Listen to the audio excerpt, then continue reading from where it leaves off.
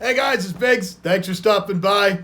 Now, with this whole thing, this whole virus, this pandemic thing, it's causing all sorts of hassles for everybody the world over. And I'm not going to contribute to that whatsoever. I'm here to have some fun, and hopefully you guys are too. Now, this thing that's been sitting beside me, this tank is in such bad shape. It's just horrible. It's just terrible looking. This thing has had no fish in it for a long, long time. I told you guys several months back about a lot of the projects I wanted to do, Avatar tank, the mud tank, all these sorts of things. Well, several things have come into play that have prevented me from doing some of those. One, I don't have any access to some of the supplies that I need for being able to do this because most of the stores are closed and we're all in isolation and lockdown. That's number one. Number two, access to fish is a bit of a challenge as well. So, these two tanks, this one here, this is loaded full of all the Gadeids that came out of the planted tank. And lights are off on that one for a reason because we're not going to be dealing with that one today. Stop looking at it. Don't look at that one. Look at this one. Look at this fine specimen of aquascaping. Yeah, that's right. That's months and months and months of neglect. So what we're going to do with this tank is we're going to gut this tank right down. And we're going to set it up. I'm not going to take all the substrate out. I'm not going to take the background out. I like the little bit of algae and mosses that are growing on the background a little bit there. So I think I'm going to leave that for now.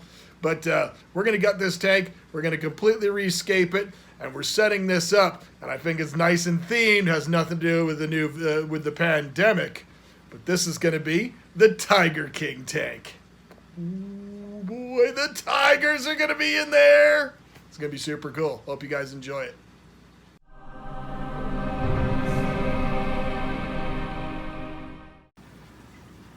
Now, before we go and tear this tank apart, I really got to give you guys some close-ups so you can really drink in the full, just the absolute neglect and beauty of this tank. Look at all those Malaysian trumpet snails. I had some just thriving narrow-leaf Java fern that was left in the tank. There's the sticker that says no fish. But look at this, just, you know, nobody can aquascape like that. That is just breathtaking, that beautiful cascading waterfall of life. Oh, it's just stunning. And all these gorgeous, completely spent botanicals. Oh, and then you nice big clump of nubius. Oh, and it wouldn't be complete. It just wouldn't be complete without a complete surface blanketing of everybody's absolute favorite and cherished aquarium plant, Lemna minor, the beautiful duckweed. So, we're going to gut this tank right down. We'll do probably a time lapse and we'll get it set up for the Tiger King tank. Now, considering we're going to be dealing with tigers, you know, we have to take certain safety precautions. We have to take some certain things into question what we're going to be doing in setting up the tank. So I've got this nice piece. This is kind of a stump. I may reuse this. I'm just going to kind of power wash all the stuff off it and everything I got, see what's salvageable. I might actually even keep some of that algae just because I think it's absolutely really cool looking.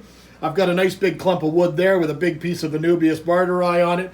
And the tank beside it here, even though the lights are off, I've got tons and tons of big pieces of Anubias. And I've also got some very large clumps. You can't really make it out in here, but very large clumps of the African fern Bulbitis.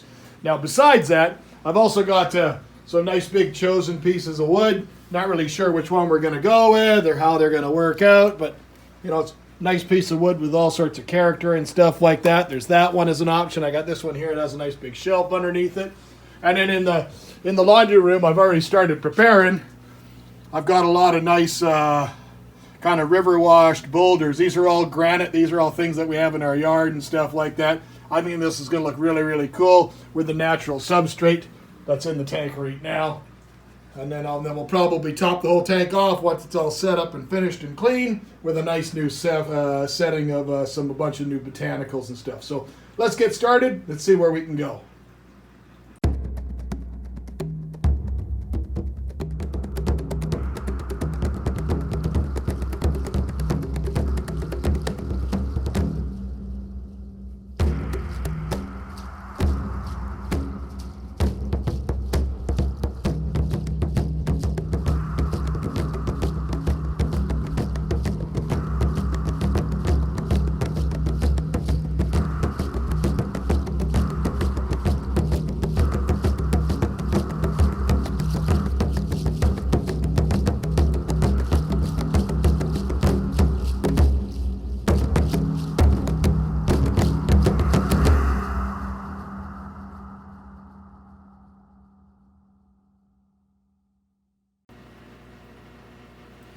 Okay, well here's the final scape.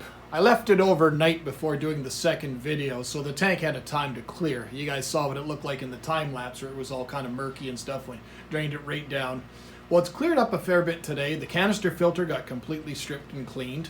And you can see the aquascaping is, it's rough and it's meant to be that way. We're in the jungle, it's where the tigers are going to be.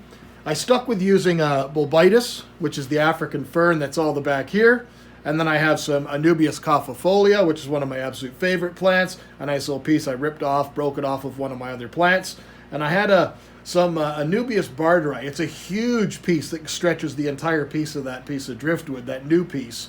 And it's got all sorts of algae and everything on it. I didn't even bother cleaning it or taking off any damaged leaves at this point in time. I thought basically I just nailed it to that thing and we're just going to let it go and see where it goes. It'll clean itself up with good lighting. And then I have another big piece of Anubias barderi wedged into a crevice on this piece of wood here. I got a lot of the nice, the natural granite rock and stuff like that, the river-worn boulders. So I think it looks like a nice African stream, or actually this one's not even from Africa. This is a different type of tiger.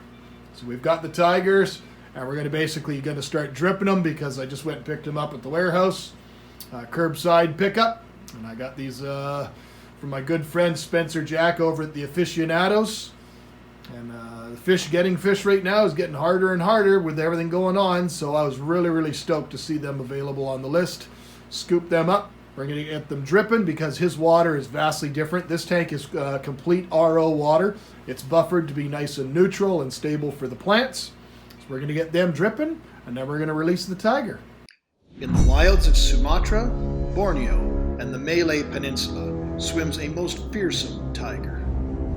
Often maligned and misunderstood in the trade, the tiger barb, or Puntigris tetrazona, is actually a truly wonderful species of tropical cyprinid. They have gone through numerous name changes over the years, and most may very well remember them as either Barbus or Puntius species, but I personally do find the new genus very fitting.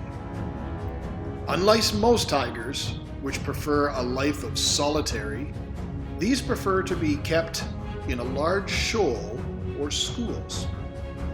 This is honestly where most hobbyists fail, and the species is given a very bad rap in the industry as an aggressive fin nipper. But if kept properly and in sufficient numbers, they can make a wonderful addition to, yes, most community aquariums of sufficient size, as well as with other occupants with a similar active and gregarious nature. Other barbs, platies, rainbow fish, danios, all these would make excellent candidates. Lots of different characins. In nature, they are found in clear, turbid, shallow waters of moderately flowing streams. Dappled sunshine is filtered through the dense canopy of the plant life that surrounds the streams, so a well-lit aquarium with ample plant life would be most suiting. Water chemistry is fairly easy to provide, neutral to slightly acidic, with mid to low hardness, will suit them fine, but as they are bred in massive numbers commercially, they are extremely adaptable to most water chemistry. A temperature range of 76 to 82 degrees Fahrenheit, or 24.5 to 27.8 degrees Celsius, will suit this tropical species just fine. Like their namesake, these tigers will aggressively consume meaty foods, such as bloodworms and brine shrimp and so forth, but are generally omnivores, preferring and needing a mixed and balanced diet consisting of plant matter and insects as well. In captivity, however, they will readily accept most prepared foods of appropriate size.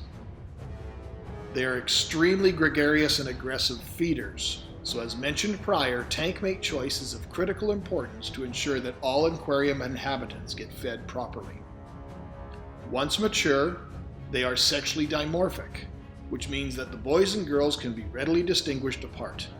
Males tend to develop a nice bright red nose and a very prominent red line or stripe on the edge of the dorsal fin, whereas females will look decidedly more plump or rounded and will have a solid black dorsal. They are an easy species to breed. They are an egg scatterer and will readily breed almost daily if fed properly, usually in the morning sunshine or morning light when the lights first turn on. And mature females will scatter upwards of 300 plus adhesive eggs per spawn in the clumps of the roots and the fine plants.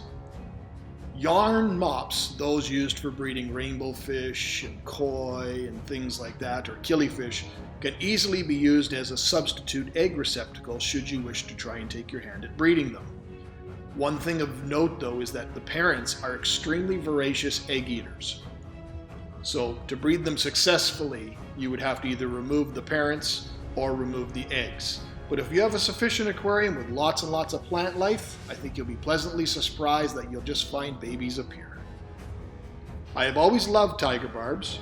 They were actually one of my very first aquarium fish that I ever kept. Brightly colored, always moving, easy to keep. There's a reason for their popularity. Just ensure that you get them in sufficient numbers. My suggestion is a group of no less than 8. There are several species of aquarium fish that use the moniker as tiger, but I believe that is not only based not only in aggression, but color, attitude, etc. That the tiger barb is in fact, in my opinion for at least, the true Tiger King of the aquarium. As always, thank you for watching. Take care.